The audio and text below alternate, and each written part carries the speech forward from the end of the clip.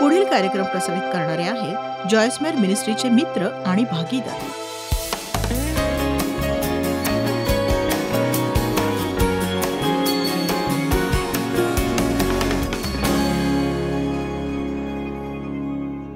बघा, आता आपलं हे सुरक्षित असं क्षेत्र आहे. आपल्या अधिवेशनाचा या आठवड्यातला हा विषय आहे, ज्यात आहे मर्यादा, सीमा, हद्द. आपण सुरक्षित राहण्यासाठी देववचनाच्या मर्यादेत राहणं हे शिकायलाच हवं. स्तोत्रसंहिता 91:1 म्हणतं, जो परात्पराच्या गुप्तस्थली वसतो तो सर्व समर्थाच्या सावलीत राहील, ज्याच्या सामर्थ्याविरुद्ध शत्रू चढाई करू शकत नाही. परमेश्वराला मी माझा आश्रय, माझा दुर्ग असे म्हणतो. तोच माझा देव, त्याच्यावर मी भाव ठेवितो. मी निश्चयपूर्वक त्याच्यावर भरोसा ठेवतो. आणि जर तुम्हाला 91 स्तोत्र अवगत असेल तर त्यानंतर तो वचनामागून वचनं देत जातो. संरक्षणाबाबतीत आणि क्षणार्धात होणाऱ्या विनाशाबाबतीत, आणि तेही भर दुपारी. पण अँप्लिफाईड मध्ये अशी तळटीप दिली आहे जी म्हणते की या प्रकरणातली भरघोस अभिवचनं ही पहिली 2 वचनं पूर्ण करण्यावर अवलंबून आहेत. हे लक्षात घ्या तुम्ही आणि विश्वास ठेवा की गुप्त गोष्टी या देववचनाच्या सीमारेषा आहेत. आपल्या फायद्याची नसेल अशी कोणतीही गोष्ट देव आपल्याला करायला सांगत नाही. याआधी मी तुमच्याशी देण्याविषयी बोलले, आणि त्यात सुद्धा असं नाही की देव तुमचा पैसा मिळवू पाहतोय. जर वचन सांगतं त्याप्रमाणे तुम्ही कराल. आर्थिक बाबतीत सगळं काही द्यायचं नसतं, तर आपल्याला थोडंसं द्यायचंय, थोडंसं खर्चायचंय, थोडी बचत करायची आहे. देवाला हवं असतं तुमच्याकडे असलेल्या काही भागात तुम्ही खुश व्हा, पण त्याला तुम्हाला मिळालेला प्रत्येक पैसा खर्च करावा असं वाटत नाही. तुमच्याकडे असलेल्या क्रेडिट कार्डचा वापर करायचा, कारण त्यामुळे तुम्ही जगायला सुरुवात करता मर्यादेबाहेर. कारण तुमची मर्यादा असते जे तुमच्याकडे आहे ते, आणि जेव्हा तुम्ही या मर्यादेबाहेर जगू लागता तेव्हा तुमचं जीवन मग विस्कळीत होतं, आणि या सापळ्यातून त्या सापळ्यात, परत त्या सापळ्यात तुम्ही अडकत जाता, आणि अजून एखाद्या सापळ्यात. म्हणून देववचनांमध्ये सर्व प्रकारच्या मर्यादा आहेत. त्या आपल्याला हतबल करत नाहीत, त्या आपल्याला कैदेत टाकत नाहीत. अशा काही गोष्टींमध्ये राहण्यासाठी देव आपल्याला उद्युक्त करतो. त्याला दरवाजा असतो. हवं असल्यास मी बाहेर जाऊन खुश राहू शकते. देव मला मुक्त मनीषा देतो. खुश होईन असं काहीही मी करू शकते. पण जर निवड माझी असेल, बघा निवड, पण मी जर माझ्या मनाप्रमाणे निवड केली देववचनांच्या मर्यादेत राहण्याची, तर मग मला तर जीवन प्राप्त होईल, आणि ते अद्भुत असेल. आणि या सगळ्याची चव घेण्या एवढं आयुष्य मी जगले. काहींना मी त्या भयानक वेदना आणि पीडांपासून वाचवू शकले, त्या वाया घालवलेल्या वेळेपासून. जर आज मी सांगते ते काळजीपूर्वक ऐकलं तर. उदाहरणार्थ, देववचन सांगता आपण क्षमा करावी आपल्या शत्रूंना. जे आपल्याला दुःख देतात त्यांना क्षमा करावी. शोषण करणाऱ्यांना, गैरवापर करणाऱ्यांना, आपल्याशी दुष्कृत्य गैरव्यवहार करणाऱ्यांनाही. देव हे जे करायला सांगतो ते आपल्या भल्यासाठी असतं. हे खरंच तुम्ही तुमच्या शत्रूंसाठी करत नाही. देव क्षमा करायला सांगतो आपल्या भाई. तुमचं जीवन कुणावर तरी निराश होणार, ज्याने आधीच काय करायचं हे ठरवलेलं आहे. तुम्ही ते जीवन जगू शकता जे देवाला हवंय तुम्ही जगावं, आणि शत्रूंना तुम्ही देवाच्या हाती सोपवू शकता. तर हे असं स्वातंत्र्य आहे. मी खूप वर्ष माझ्या वडिलांचा द्वेष केला, कारण त्यांनी लहानपणी माझं लैंगिक शोषण केलं. मी स्वतंत्र नव्हते. जेव्हा तुमचं मन द्वेष, कडवटपणा, राग आणि सुडाने भेटलेलं असतं, तुम्ही स्वतंत्र नसता.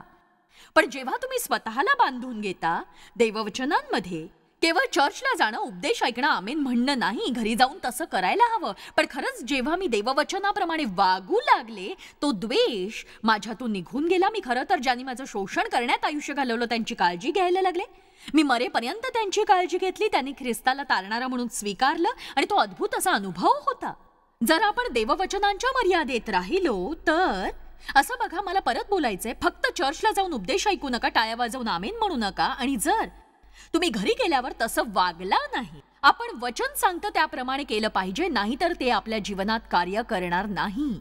आणि जर तुम्ही तुमच्या मर्यादांमध्ये, तेही देववचनाच्या मर्यादेत राहिलात, तर हे तुमचं सुरक्षित क्षेत्र असेल. मी सुरक्षित आहे. आता सैतान माझ्या विरुद्ध येऊ शकतो, पण एक सांगू, तो माझं किंचितही वाकडं करू शकणार नाही. तो मला चिडवू शकेल, माझ्याशी खोटं बोलू शकेल, पण तो माझं काहीही वाकडं करू शकणार नाही, कारण ते देवाच्या योजनेबाहेरचं आहे माझ्यासाठी. कारण देव आपल्याकडे पाहतोय, आपली काळजी घेतोय, जोवर आपण त्याच्या वचनाच्या मर्यादेत राहतोय तोवर. आमेन. तरी एक छोटीशी उजळणी होती. आता बघा, आपण पुष्कळ वेळ घालवलाय आपल्याला चीड आणणाऱ्या लोकांबाबत बोलून, पण आपण त्यांना असं सांगणार नाही की त्यांच्या त्या कृतीने आम्ही चिडतोय असं. बघा, आपण सामना करण्यात खरंच खूप कमी पडतो आणि सामना करण्याची मर्यादा ही नक्कीच आहे आणि म्हणून याचा अर्थ की याच्या पुढे आम्ही जाणार नाही. आणि बघा, जीवनात तुम्ही सीमारेषा आखायलाच हव्यात. उदाहरणादाखल माझी मुलगी, बघा, प्रत्येक जण वेगळा असतो. तर माझ्या एका मुलीचा दरवाजा सतत उघडा असतो. तुम्हाला योग्य वाटेल त्यावेळी तुम्ही तिच्या घरी जाऊ शकता. फोन करायची गरज नाही. मी टकटक केलं तरी ती परवा करत नाही. ती नक्कीच येऊ शकतेस तू कधीही. आणि माझी दुसरी मुलगी जी माझ्या घरासमोरच राहते काही अंतरावर, आणि तिचं म्हणणं असतं तू फोन केल्याशिवाय प्लीज येत जाऊ नकोस. आणि एक सांगू, सुरुवातीला माझं असं व्हायचं, मी तुझी आई आहे. पण एक सांगू का, ती तिची मर्यादा आहे. ती मला तिच्या जीवनात काय हवं याची जाणीव करून देते. आणि म्हणून वेगवेगळ्या लोकांना वेगवेगळ्या गोष्टी या हव्या असतात आणि इतरांसाठी आपण मर्यादा ठरवाव्यात असं नसतं. आणि म्हणूनच इतर लोकांच्या मर्यादांचा आपण मान राखला पाहिजे. त्या बाबतीत त्रागा करून घेऊ नये आपण, कारण प्रत्येक जण वेगळा आहे. आमीन. आता बघा, मी निश्चितच आदरातिथ्य करू शकते, पण मला ते दान नाहीये. आणि माझं असं होतं की म्हणजे प्लीज फोन केल्याशिवाय माझ्या घरी येऊ नका. आणि हे गमतीशीर आहे की माझ्यासारखीच माझी मुलगी, आणि तरी सुद्धा तिचं वागणं मात्र मला खटकतं. काय ऐकताय का कुणी इथे?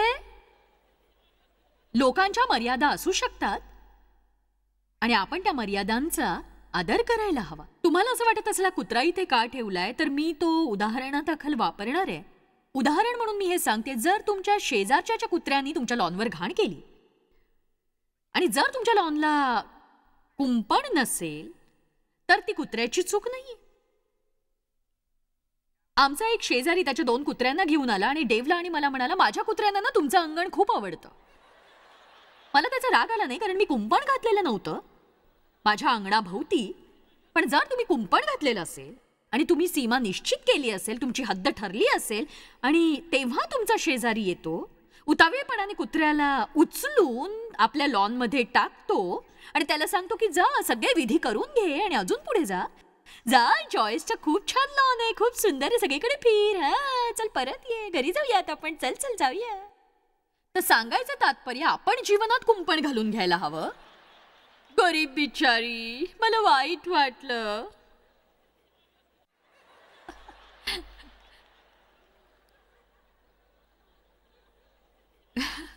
गरज आहे आपण आपल्या जीवनाला कुंपण घालून घेण्याची, त्या प्रत्येकाला थांबवण्याची जो आपल्यावर चालून येतो आणि मग त्याने तसं केलं म्हणून आपण रागवतो. कुणीतरी आमेन म्हणणार आहे का सांगा? तुमचा कुणीतरी गैरफायदा घेतलाय म्हणून तुम्ही रागावलेले आहात का? तुम्ही खूपच चिडलेले आहात का त्या माणसावर आणि अक्षमाशील होतो? पण रागाच्या बाबतीत म्हणजे जसं खोलवर त्याचं मूळ पोहोचलेलं असतं आणि जणू काही त्याचा परिणाम तुमच्या वागणुकीवर दिसून येतो. ते असं असतं की म्हणजे काही म्हणजे आपण आतून खूप असे खदखदत धुमसत असतो आणि असं म्हणतो, तू मला चिडवलंस काय? आणि खरंच मीही चिडलोय तुझ्यावर. तू आशीर्वादित झालेलं मला आवडत नाही, तू माझ्या जवळपास असलेलं मला रुचत नाही, तुझी पाहण्याची पद्धत मला आवडत नाही.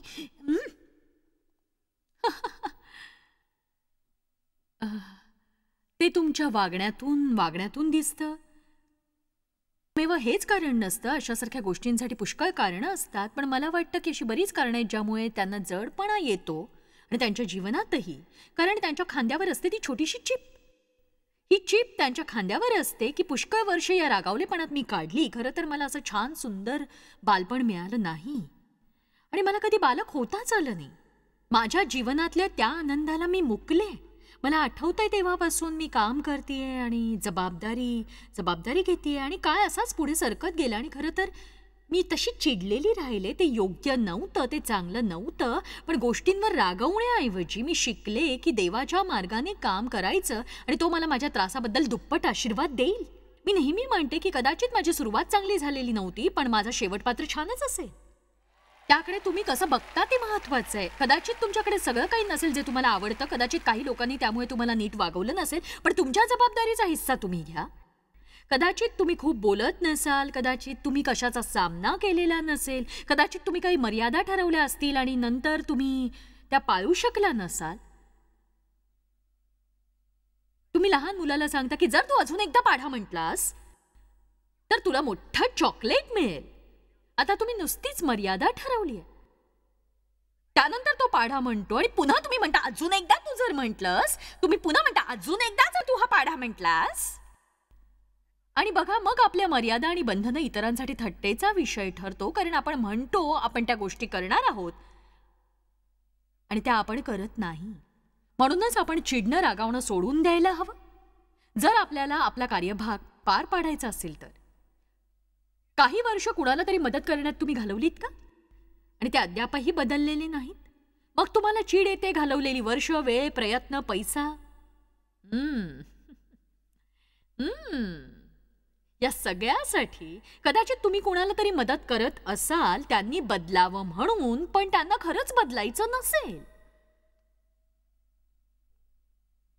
मला तुमचं ठाऊक नाही, पण माझी सोडवणूक करण्याकडे माझा कल आहे. मी खरंच लोकांची सुटका करते आणि मला वाटतं माझ्यातच तशी हिरोगिरी आहे. मला माहीत नाही, पण मला खरंच लोकांची सुटका करायला आवडतं. खरं तर जीवनात कठीणसा धडा शिकण्याची गरज आहे, जसा मी शिकले कदाचित गेली 4-5 वर्ष. बायबल सुज्ञ विचारांबाबतीत सांगतं आणि लोकांवर प्रेम करणं म्हणजे नेहमीच ज्यामध्ये ते आहेत त्यातून त्यांची सुटका करणं नव्हे. तर बघा, आपण कुणाची तरी मदत करत नाही. जर कुणाला मदत करण्यात आपण आपलं जीवन खर्ची घातलं, ज्याला काही जबाबदारीच घ्यायची नाहीये आणि स्वतःला बदलायचं नाहीये. एका गोष्टीने मला खूप मदत झाली या बाबतीत हलकं वाटण्यासाठी. येशू सर्वत्र फिरला नाही मदत करण्यासाठी, म्हणून त्यांना त्याने मदत केली जे त्याच्याकडे आले. तो बेतसदा तळ्या शेजारी पडलेल्या एका माणसाला म्हणाला सुद्धा, जो तिथे 38 वर्ष अपंग अवस्थेत होता. तो म्हणाला, तुला खरंच बरं व्हायचं आहे का? मला सांग, तुला बरं व्हायचंय का? तू बरं होण्याबाबतीत खरंच गंभीर आहेस का? सुरुवातीला योहान 5 मध्ये हे वाचल्यावर तुम्ही विचार करता की ही कुठल्या प्रकारची दया आहे. तो माणूस 38 वर्ष पंगू अवस्थेत तिथे खितपत पडला आणि तुम्ही विचारता, सुरुवातीचा संवाद, तुला खरंच बरं व्हायची इच्छा आहे का? आणि तो माणूस खरंच काहीतरी सांगतो आपल्याला आणि हे आपण सगळ्यांनी समजून घ्यायला हवं. तो म्हणतो, महाराज, मला मदत करणारं कुणीही नाही. ज्यावेळी मी तळ्यात उतरू पाहतो दुसरा कुणी माझ्या आधी उतरतो, तेव्हा तुम्हाला समजतं की पायाने पंगू असणं एवढीच त्याची समस्या नाहीये. तो मनानेही अपंग आहे, तो विचारांनीही अपंग आहे आणि आता तो तिथे स्वतःची कीव करत बसलेला आहे आणि तो कुणीतरी यावं याची वाट बघत बसलेला आहे त्याच्या मदतीसाठी. पण त्याला त्याचा कार्यभाग करायचा नाही अजिबात. आणि कदाचित तुम्ही मदत करण्याचा प्रयत्न करत असलेले काही लोक या व्यक्तीसारखेही असतील. तेव्हा थांबून तुम्ही विचारायला हवं, 1 मिनिट थांबा, मी तुमच्यासाठी अमुक तमुक केलेलं आहे, पण तुम्ही खरोखर काय करताय? तुम्हाला खरंच बरं व्हावंसं वाटतंय का? आमच्याकडे अशी परिस्थिती आली होती आमच्या कुटुंबामध्ये. खरं तर जुना आजार पुन्हा उद्भवला होता आणि परत त्यावर उपचार सुरू होते. ते आमच्या जवळचे नव्हते, पण नात्यातले होते. आणि त्या लोकांनी त्यांचं जीवन दारू आणि नशाखोरीत बर्बाद केलं होतं, पूर्णपणे बर्बाद. आणि ते म्हणत होते की मदत हवी आहे. तर हो, देवाला धन्यवाद, आम्हाला लोकांना मदत करायची म्हणून आम्ही खर्च केला. 4 वर्ष वेळ, पैसा, प्रयत्न, प्रार्थना, डॉक्टर, समुपदेशन, म्हणजे जे काही शक्य होतं ते केलं. परिस्थिती जरा सुधारली, पण त्यासाठी माझा खर्च बऱ्यापैकी होत होता. आणि मग मी विचार करायला लागले की आता गरज आहे, म्हणजे असं कुठेतरी वाटतंय की आता त्यांनी स्वतः थोडी जबाबदारी घ्यावी. तुम्ही तिथे असता, पण नेहमीच सदा सर्व काळ तुम्ही तिथे असू शकत नाही कुणासाठी तरी.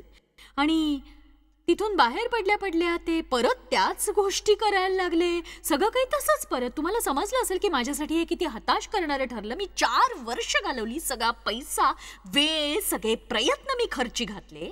काय झालं त्याकडे मी पाहत नाही, कारण मला विश्वास आहे माणसाला बदलाची गरज असते. आणि बघा, आपण संधी देतो, देवाने आपला त्या संधीसाठी उपयोग केलाय आणि मला पूर्ण विश्वास आहे. बीज पेरण्यावर मी सतत प्रार्थना करते. ठीक आहे, म्हणजे आता बरीच वर्ष उलटून गेली आहेत. ती व्यक्ती अजूनही त्याच्यात अडकलेली आहे, खरं तर अजून गाळात गेलेली आहे. आणि कधीतरी एखाद्या वेळी आपल्याला फोन येतो किंवा एखादी मागणी येते की पैसे हवेत, मला याची गरज आहे, त्याची गरज आहे. आणि मी विचार करते तेव्हा की आता आता मी हे करणार नाही, मला हे करायचं नाहीये, कारण तू माझा वापर करू शकणार नाहीस. लोकांनी तुमचा वापर करावा म्हणून देवाने तुम्हाला बोलवलं नाही. याला प्रीती म्हणत नाहीत. प्रीती म्हणजे लोकांनी तुमचा वापर करावा असं नाही होत. आत्मा प्रीतीचं मार्गदर्शन करतो, म्हणजे कुणाला आणि कशी मदत करावी आणि किती मदत करावी आणि त्यांच्यासाठी काय करावं, तसंच त्यांच्यासाठी काय करू नये या बाबतीत कधी कधी ख्रिस्ती म्हणून सगळा घोटाळा होऊन जातो, कारण आपण विचार करतो की आपण हे योग्य करत नाही. जर एखादा त्रासात असताना आपण त्याला मदत केली नाही तर म्हणजे आपल्या ठाई प्रीती नाही आणि आपण त्यागही करत नाही. आणि लोकांसाठी त्याग तर केलाच पाहिजे. आपण लोकांसाठी त्याग करायला हवा. पण देव तुम्हाला असं म्हणत नाही की तुमचं सगळं जीवन नासवून टाकायचं. ज्या व्यक्तीला स्वतःला बदलायचंच नाही त्या व्यक्तीसाठी आणि त्याच्या मदतीसाठी. कुणी आमेन म्हणणार आहे का आज? तर असे फोन्स आणि पत्र आम्हाला येत असतात. असं पुष्कळदा होत असतं 2 किंवा 3 वेळा गेल्या काही वर्षात. आता मी या लोकांची काळजी घेत असते आणि तुम्ही जाणता की ते तुमचे नातेवाईक असतात. मग आपल्याला वाटतं आपण हे करायला हवं, ते करायला हवं. जर तुम्ही हे करणार नाही तर कसे काय मग तुम्ही सेवक, आणि जर तुम्ही ते केलं नाही तर ख्रिस्ताच्या शरीरातील तुम्ही पुढारी कसे. पण तुम्हाला एक सांगू का, बायबल सांगतं की तुम्ही स्वतःला विचलित होऊ देऊ नका आपल्या जीवनातील उद्दिष्टांबाबत. आणि मी सांगते की सैतान देववचनाचा वापर तुमच्या बाबतीत करील, तेच वचन तुमच्या विरुद्ध वापरून तुम्हाला तुमच्या उद्दिष्टांपासून विचलित करील. माझं कुटुंब खूप संरक्षक आहे आणि त्यांना माहिती आहे मी कशी आहे. मी जराशी सुटका करणारी आहे, म्हणून मी विचार करते कदाचित मला हे करायलाच हवं, कदाचित मी तेही करायला हवं, मी असं करायला हवं, मी तसं वागायला हवं. आणि एकदा माझा धाकटा मुलगा मला असं म्हणाला की मी तुला एक सांगू का, तू काही करू नकोस. आणि बघा आता काय झालंय की माझी मुलं, मी त्यांना असं वाढवलं ते आता माझे बॉस झालेले आहेत. आणि तो आता आंतरराष्ट्रीय मिनिस्ट्रीचा CEO म्हणून काम पाहतोय. आणि एखाद्या वेळी तरी तो माझ्याकडे येऊन मला सांगत असतो की आई तू काय करायला हवंस किंवा काय नको, कारण त्याचं माझ्यावर खूप प्रेम आहे आणि त्याला मला सुरक्षित पाहायचं असतं. देवचंही तसंच आहे. देवही मला सांगतो की मी काय करायला हवं काय नको. आणि कधी कधी मला वाटतं की प्रत्येक वेळी तुम्ही मला सांगणार का मी काय करू काय नको. पण ते माझ्या सुरक्षिततेसाठी असतं, कारण प्रत्येक वेळी आपण योग्य निर्णय घेत नाही. आणि म्हणून त्यांना ठाऊक आहे मी कशी आहे, कशाने प्रलोभित होते ते. हो मला ठाऊक आहे, हे काही फार चांगलं उदाहरण नाही आहे. जेव्हा मला वाटतं मी हे करावं, मी ते करावं, तेव्हा माझा धाकटा मुलगा म्हणतो हे बघ, हे तू करू शकतेस आणि हे तू करूही शकत नाहीस. जर एखादं उपचार केंद्र असेल आणि त्यांना पैशाची गरज असेल आणि जर तुला ती करायची असेल तर चांगली गोष्ट आहे. जर कुणाला परिस्थितीची पाहणी करायला पाठवायचं असेल तर चांगली गोष्ट आहे. तो म्हणतो तू हे करू नकोस, त्या व्यक्तीला परत तुझ्या रोजच्या जीवनात आणू नकोस. तुला आता छान वाटतंय, तुझ्यामध्ये ऊर्जा आहे, तुझी भरभराट झालेली आहे, तू जीवनात आनंदी आहेस, तर अशा कुणाला तुझ्या जीवनात येऊ देऊ नकोस ज्याला स्वतःलाच स्वतःची मदत करायची नाहीये आणि तुझ्याकडून मात्र सगळं हवंय. ठीक आहे तू मदत कर, पण कधी कधी लोकांना अंतर ठेवून मदत करायला हवी. त्यांना तुमच्या जीवनात ढवळाढवळ करू देता कामा नये, तुमचा जीवनरस शोषू देता कामा नये. मी तुम्हाला सांगते, कुणाला मदत करणं म्हणजे नेहमीच त्यांच्यासाठी सगळं काही करत राहणं आणि त्यांना करण्यासाठी काहीही न ठेवणं असं नाही. जर या व्यक्तीने थोडीशी जरी स्वतःला मदत करायची तयारी दाखवली असती, थोडं जरी कुतूहल दाखवलं असतं, तर मात्र मी मागे चुकले असते. पण आता मी माझ्या जीवनात एकतर्फी संबंध ठेवणार नाही, जिथे एखादा सगळं काही घेत सुटलेला आहे आणि मी सगळं काही देत सुटले. मला हे दैवी वाटत नाही.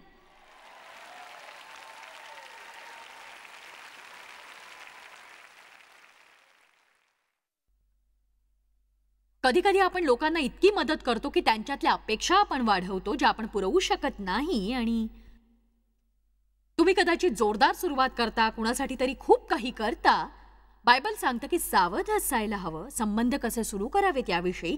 ते म्हणतं जर तुम्ही नोकराची अति काळजी घेतली अगदी सुरुवातीलाच तर तो आयुष्यभर त्याच प्रकारच्या काळजीची अपेक्षा करत राहील. आणि म्हणून माझी एक पद्धत आहे, याआधी मी खूप काही करायचे. गेल्या काही वर्षात मी खूप कठीण धडे शिकले. जर कुणाशी खरंच गैरवर्तन केलं असेल, मी कुणाला दुखावलं असेल, तर बघा मित्रांनो, खरंच त्यांच्याकडे जाऊन त्यांची सर्वतोपरी मदत मी करीन, अगदी पुरेपूर त्यांच्या जखमा भरीन आणि त्यांची दुप्पट तिप्पट अगदी चौपट मदत मी करीन आणि त्यांच्यासाठी जीवन सुसह्य करीन. पण यामध्ये सत्यता अशी आहे की हे तुम्ही काही काळापर्यंतच कराल. आणि मग एखाद्यासाठी खूप काही केल्यावर काय होतं की तुम्हाला त्वरित काहीतरी बदल करावा लागतो आणि आता ते तुमच्यावर चिडलेले आणि रागावलेले असतात आणि तुम्हाला समजत नाही की इतकी सगळी शक्ती पलीकडची मदत करूनही हे असं का वागतायत. आणि आता तुम्हाला वाटतं त्यांनी स्वतः काही जबाबदारी उचलावी. आपण सुरुवातीलाच असं वागावं, लोकांना थोडीशीच मदत करावी, त्यांना जबाबदार कसं करता येईल ते पाहावं. जर त्यांनी ती जबाबदारी निभावली तर तुम्ही वरच्या स्तरावर जाऊ शकाल. जर त्यांनी तीही जबाबदारी पार पाडली मग तुम्ही अजून पुढे जाऊ शकाल. जर एखाद्यासाठी तुम्ही हे सगळं करत असाल, तो काहीच करत नसेल, तर कदाचित तुम्ही मागे जायला हवं आणि अधिक प्रार्थनेत वेळ घालवायला हवा आणि शोधायला हवं की देवाचं काय म्हणणं आहे. तुम्ही खरंच ज्यांना मदत करताय ती मदत त्यांच्यासाठी योग्य आहे का, की तुमचा गोंधळ उडालाय. ख्रिस्ती म्हणून तुम्ही कसं वागावं. चला आपण बघूया लूक अध्याय 10 वचन 27. असे पुष्कळ लोक असतात ज्यांना तुमच्याकडून फायदा उकळायला आवडेल जर तुमच्या जीवनात मर्यादा नसतील तर. चांगला शमरोनी मला काहीतरी वेगळं या गोष्टीतून सांगायचं, अगदी नेहमीपेक्षा वेगळं. तर हा तरुण म्हणतोय 27व्या वचनाची सुरुवात, त्याने येशूला प्रश्न विचारला की सार्वकालिक जीवन हे वतन मिळावे म्हणून काय केले पाहिजे. येशूने उत्तर दिले, तू आपला देव परमेश्वर याच्यावर संपूर्ण मनाने, संपूर्ण जीवाने, संपूर्ण शक्तीने, संपूर्ण बुद्धीने प्रीती कर, जशी आपणावर तशी शेजाऱ्यावर प्रीती कर. मग तो अशा प्रकारच्या धार्मिक संभाषणामध्ये विचारता झाला की पण माझा शेजारी कोण. हे जरा औत्सुक्यपूर्ण होतं. मला नाही वाटत सुरुवात करण्यासाठी त्याला कुणाला मदत करायची होती म्हणून तो अशी कुरकुर करतोय. मग येशू त्याला सांगतो एक छानसं असं उदाहरण. 30व्या वचनाच्या सुरुवातीला येशू म्हणतो, एक मनुष्य यरुशलेमेहून खाली यरिहोस जात असता लुटारूंच्या हाती सापडला. त्यांनी त्याचे कपडे काढून घेऊन त्याला मारही दिला आणि त्याला अर्धमेला टाकून ते निघून गेले निर्दयपणे. हे झाल्यावर एक याजक त्याच वाटेने जात होता. तो त्याला पाहून दुसऱ्या बाजूने चालता झाला. पण वचन 33, मग एक शमरोनी त्या वाटेने चालला होता. तो होता तिथे आला, त्याला पाहून त्याचा कळवळा आला. वचन 34, त्याने जवळ जाऊन त्याच्या जखमास तेल व द्राक्षरस लावून त्या बांधल्या आणि त्याला आपल्या जनावरावर बसवून उतारशाळेत आणले. त्याची काळजी घेतली. मला वाटतं एखादी रात्र वगैरे. दुसऱ्या दिवशी त्याने 2 रुपये 2 दिवसाचे वेतन काढून उतारशाळेच्या रक्षकाला देऊन म्हटले, याची काळजी घ्या, कारण मला कुठेतरी जाऊन काही काम करायचे आहे आणि जेव्हा मी परत येईन तेव्हा मी पैसे देईन. आता बघा, आपण कधीही पाहिली नसेल अशी एक गोष्ट. इथे एक व्यक्ती आहे, तो कुणासाठी तरी जमेल ते सगळं करतोय आणि तो जास्त दूर जात नाही, ज्याद्वारे त्याचं जीवन गोंधळच होईल. आणि दुसरी गोष्ट अशी की तो जबाबदार होता. दुसऱ्या शब्दात तो म्हणतो म्हणजे असं, त्याला वाटत असेल ठीक आहे मला माझे सगळे कार्यक्रम रद्द करायला हवे, त्याच्याजवळ बसायला हवं. पण त्याने तसं केलं नाही. तो म्हणाला मला जाऊन माझ्या कामांकडे बघायचंय, मी इतकंच करू शकतो, माझ्याकडे काही पैसे आहेत, त्याद्वारे मी तुला मदत करू शकतो, पण मी इथे राहू शकत नाही, माझी इतर काही कामं आहेत ती जाऊन मला बघायचीच आहेत. मी पुष्कळदा विचार करते की आपण जर प्रत्येकाने काहीतरी करायलाच हवंय. मी म्हटलं प्रत्येकाने काहीतरी करायलाच हवंय. मला विश्वास आहे कोणत्याही वेळेला जर आपण एखाद्या दुःखी व्यक्तीकडे धावत गेलो तर त्याच्यासाठी काही करू शकतो. आपण काय करतो, एकतर आपण काहीच करत नाही किंवा सगळं काही आपणच करू पाहतो. आणि गरज आहे शोधायची की यामध्ये माझा सहभाग नक्की किती असावा याची, कारण आपण विश्वासणारे एक शरीर असे आहोत. आणि देव एखाद्याला उभं करील एखाद्या कामासाठी, दुसऱ्या कुणाला दुसऱ्या कामासाठी, पण तुम्हाला दोषी वाटण्याचं कारण नाही, कारण तुम्ही सगळीच कामं करू शकणार नाही आहात. हे लक्षात घ्या, हे सत्य आहे. देव तुमच्यावर इतकी प्रीती करतो की तो तुमची काळजी घेतो आणि तुमचं रक्षणही करतो. त्यासाठीच त्याने आपण सगळ्यांना मर्यादा दिलेल्या आहेत आणि ते आपल्यासाठी सुरक्षा क्षेत्र आहे. आणि आपल्याला शिकायचं आहे त्या मर्यादा कोणत्या आहेत आणि उत्तम प्रकारे त्या देवाच्या मदतीने कसं राहायचं आहे ते. तर ही साधनं जरूर घ्या आणि या सुरक्षित क्षेत्रात कसं राहावं ते शिका जे देवाने आपल्याला दिलेलं आहे. जॉयस मेयर मिनिस्ट्रीज करता तुम्ही खूप मौल्यवान आहात. आम्हाला तुमचं कौतुक आहे आणि जगभरामध्ये हे सेवा कार्य शक्य करण्याकरता आम्ही आमच्या मित्रांचे आणि पार्टनर्सचे आभारी आहोत. आम्ही एकत्रितपणे भुकेल्यांना खाऊ घालतो, गरिबांना वस्त्र देतो आणि राष्ट्रांना सुवार्ता सांगतो. तुमच्या प्रार्थनेच्या विनंती करता आमच्याविषयी आणखी माहिती मिळवा. जॉयसच्या कॉन्फरन्सच्या तारखा पहा आणि ख्रिस्ताची प्रीती जगभरामध्ये पसरवण्याकरता आमचे सहभागी व्हा. याचा सर्व खर्च जॉयस मेयर मिनिस्ट्रीचे मित्र आणि भागीदार करत आहेत.